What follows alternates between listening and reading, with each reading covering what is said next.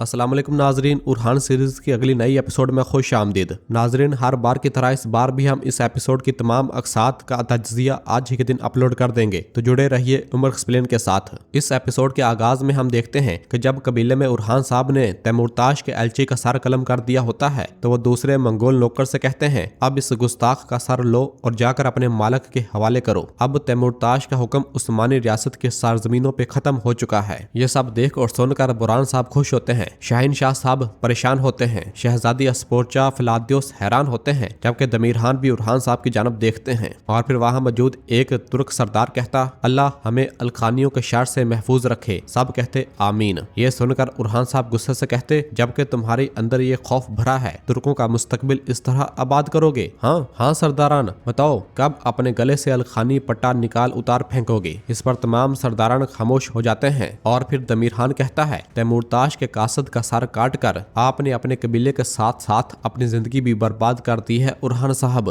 तो जवाबन उरहान साहब कहते हैं, आज अगर यहाँ किसी की जिंदगी बर्बाद हुई है तो सिर्फ कासदाना कवानीन को रौंदने वाला ये गाफल था। जहाँ तक उस शख्स की बात है जिसकी जिंदगी कल बर्बाद होगी, उस गाफल को मेरे दरवाजे पर भेजने वाला तैमूरताश बजाते खुद है। और फिर सबसे मुखातब होकर कहते हैं, सरहदों को अलखानियों के साए से बचाने वाली उस्मानी रियासत बन चुकी है। कल बोरसा में मैं पूरे जहान के लिए ऐलान कर दूंगा और आप सब लोगों को भी मदुह किया जाता है। ये सब सुनकर दमीरहान को बहुत ज्यादा गुस्सा आता है और फिर वो कहता है, करासी ओगलू के तौर पर जो तुमने किया है, ना तो हम इसकी तायद करते हैं और ना ही तुम्हारी रियासत को मानते हैं। और ये कहकर खेमे से रवाना हो जाता है, जबकि शहजादी अस्पोर्चा बहुत खुश हो रही होती है, जबकि उरहान साहब को बहुत गुस्सा आ रहा होता है।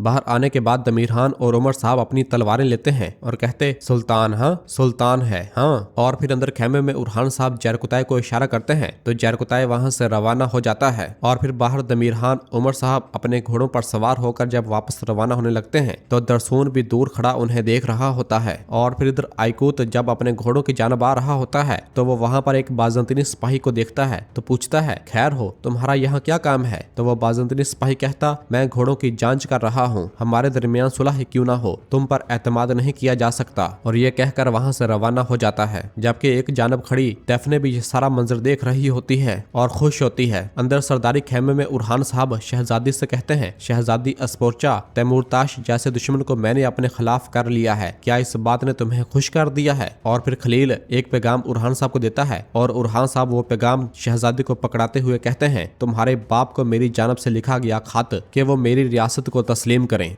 शहजादी उस पैगाम में से खत निकाल कर पढ़ती है तो कहती है, तो तुमने अपना अंजाम खुद अपने ही हाथों लिख लिया है? हाँ उरहान। फिलादियोस कहता, आप खतरनाक रास्ते पर चल रहे हैं उरहान साहब। तो उरहान साहब कहते, ये क्या है फिलादियोस, क्या तुम्हें अपने दुश्मन के लिए परेशानी हो रही है? फिक्र न करो, अगर तुम हमारे दरमियान सुलह को तोड़ दोगे तो बारी तुम्हारी भी आएगी।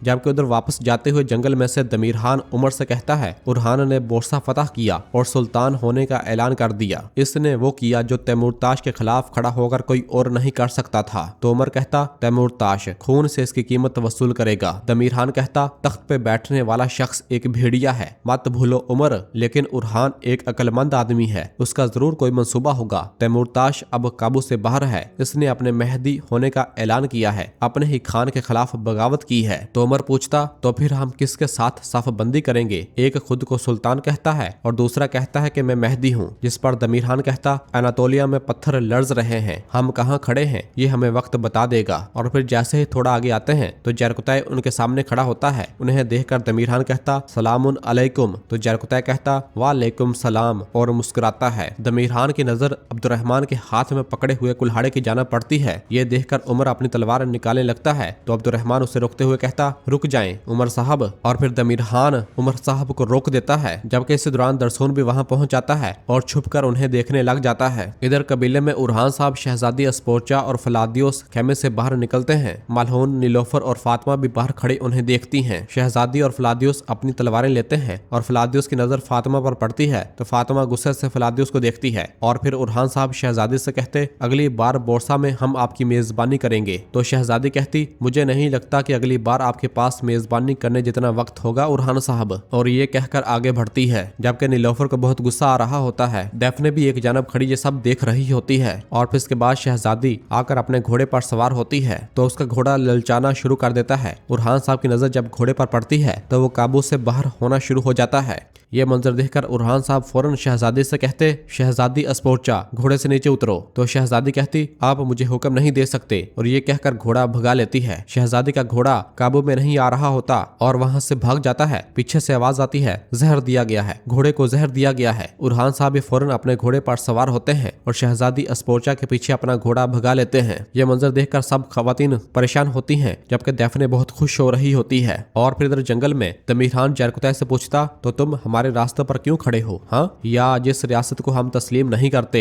उरहान साहब हमसे जबरदस्ती तस्लीम करवाएंगे, या शायद आपको हमारी जानें लेनी है? तो जरकुतै कहता, हमारे सुल्तान आपसे बराह रास्त अकेले मुलाकात करना चाहते हैं दमीर खान साहब। ये सुनकर दरसून हैरान होता है और कहता है, उरहान साहब ने अपने सुल्तान होने का ऐलान किया है? जबकि दमीर खान कहता, बराह रास्त अकेले, हाँ, और जोर जोर कर हंसने लग जाता है। जरकुतै कहता, हमारे सुल्तान के पास आपको बताने के लिए बहुत अहम मामलात हैं। तो दमीर खान कहता, तो फिर हम सुनेंगे। जरकुतै कहता, तो फिर चलें। और फिर दमीर खान इशारा करता है। वो और उसके सिपाही वापस काई कबीले की जानब रवाना हो जाते हैं। जबकि इधर शहजादी अस्पोर्चा का घोड़ा मुसलसल काबू से बाहर भागता ही चला जा रहा होता है। वो उसे रोकने की कोशिश करती है लेकिन वो रुक नहीं रहा होता। उरहान साहब भी उसके पीछे मुसलसल अपना घोड़ा भगाते ही चले जा रहे होते हैं और बरक रफ्तार के साथ उसका पीछा कर रहे होते हैं। जबकि इधर कबीले में आइकूत और अलाउद्दीन साहब आगे बढ़ रहे होते हैं। तो इस दौरान वही बाज़ंतीन सिपाही अपने घोड़े पर सवार हुए वहां से अपना घोड़ा भगाता है। तो आइकूत उसे देखते हुए कहता, हजूर, वो रहा अस्तबल में दाखिल होने वाला फौजी। आइकूत जैसे ही उसे रोकने लगता है तो वो आइकूत को पिछाड़ता हुआ वहां से चला जाता है। ये देखकर अलाउद्दीन साहब गुस्से से कहते, इसे पकड़ो, जल्दी करो सिपाहियों, और सब उसके पीछे भागते हैं। जबकि इधर उरहान साहब अपना घोड़ा भगाते भगाते शहजादी के घोड़े के साथ मिल जाते हैं और शहजादी को पकड़कर अपने घोड़े पर सवार होने की कोशिश करते हैं और बहुत ही जल्द शहजादी को अपने घोड़े पर सवार कर लेते हैं और फिर अपना घोड़ा आहिस्ता करके उसे रोक लेते हैं और शहजादी घोड़े से नीचे उतरती है और बहुत परेशान हो रही होती है। उरहान साहब भी अपने घोड़े से नीचे उतरते हैं और उससे पूछते हैं, क्या तुम ठीक हो? शहजादी कहती, आपके मेरी जिंदगी में आने से पहले मैं बहुत बेहतर थी उरहान साहब।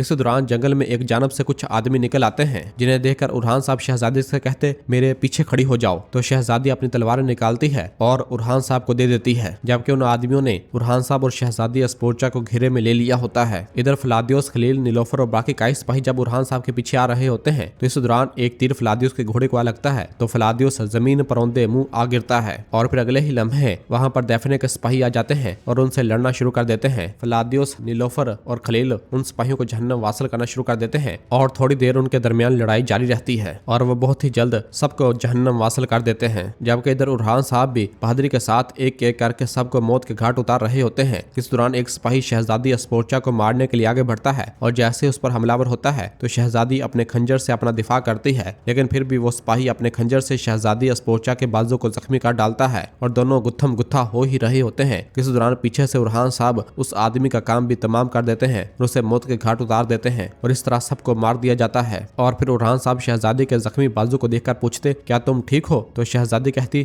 थोड़ी देर में ही दोबारा मौत के मुंह से वापस आई हूँ, तुम्हारे ख्याल में क्या मैं ठीक होंगी उरहान? तो उरहान साहब उसके जख्मी हाथ पर पट्टी बांधना शुरू कर देते हैं और कहते हैं, मैं समझता था कि तुम मौत से नहीं डरती। तो शहजादी कहती, सिर्फ इसलिए कि मुझे डर नहीं लगता, इसका मतलब ये नहीं कि मैं मरना चाहती हूँ। उरहान साहब कहते, फिर हमारे दरमियान सुलह की हिफाजत करो, ना तुम्हारे फौजी और ना ही तुम्हारे कमानदार, मेरे अलावा तुम्हें महफूज रखने वाला कोई नहीं है। तो शहजादी कहती, अपनी हद जानो उरहान, इस सुलह के मोहताज तुम हो, मैं नहीं। तो उरहान साहब कहते, अपने इर्द गिर्द देखो और देखते हैं कि कौन किसका मोहताज है। इस दौरान नीलोफर, खलील और बाकी सब वहां पहुंच जाते हैं और भागते भागते उनके पास आते हैं और पूछते हैं, क्या आप ठीक हैं? उरहान साहब कहते, मैं ठीक हूँ खलील, ये कुत्ते कौन हैं? और फिर खलील और बाकी सिपाही उन आदमियों की जांच पड़ताल करना शुरू कर देते हैं और वहां उनके पास से एक खंजर मिलता है। खलील उसे उठाता है जिसके ऊपर काई निशान बना हुआ होता है और बताता है, ये हमारे सिपाहियों के भेष में थे हजूर, इनके खंजर पर काई अलामत है। ये सब देखकर नीलोफर शहजादी से पूछती, क्या अब आप इस पर भी यकीन करेंगी शहजादी? तो शहजादी कहती, क्या मैं तुम्हें इतनी बेवकूफ लगती हूँ नीलोफर? उरहान साहब कहते, अगर तुम मर जाती तो तुम्हारे बाबा ये मेरी तरफ से तसव्वुर करते, इसका मतलब है कि हमारी तुम्हारे अमन को बर्बाद करने की चाहत रखने वाले कुछ लोग हैं।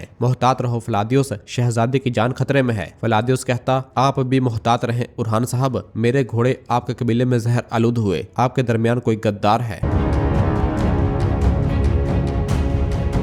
और नाजरीन इसी जगह पर एपिसोड खत्म करते हैं। मिलते हैं बहुत जल्द अगली एपिसोड के साथ। वीडियो को लाइक कर दें और जिन दोस्तों ने अभी तक चैनल सब्सक्राइब नहीं किया वो जल्दी से चैनल सब्सक्राइब कर दें और बेल आइकन यानी घंटी वाले निशान को भी प्रेस कर दें ताकि आने वाले एपिसोड्स आपको आसानी मिल सके। दुआओं में याद रखें। अल्लाह हाफिज।